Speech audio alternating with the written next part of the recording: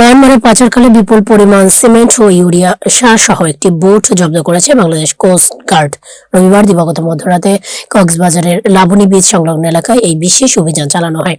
উদ্ধার করা হয়েছে প্রায় 2 লক্ষ টাকা মূল্যের 270 বস্তা সিমেন্ট ও 50 বস্তা ইউরিয়া সার। আরো বিস্তারিত ডেস্ক রিপোর্টে। মায়ানমারে পাচারকালে বিপুল পরিমাণ সিমেন্ট ও ইউরিয়া সার সহ একটি বোট জব্দ করেছে কোস্টগার্ড।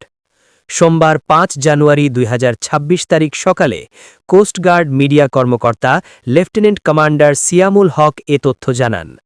তিনি বলেন, গোপন সংবাদের ভিত্তিতে গত 4 জানুয়ারি 2026 তারিখ রবিবার মধ্যরাত 2টায় কোস্টগার্ড স্টেশন কক্সবাজার কর্তৃক কক্সবাজার থানাধীন লাবণী বীচ সংলগ্ন এলাকায় একটি বিশেষ অভিযান পরিচালনা করা হয়।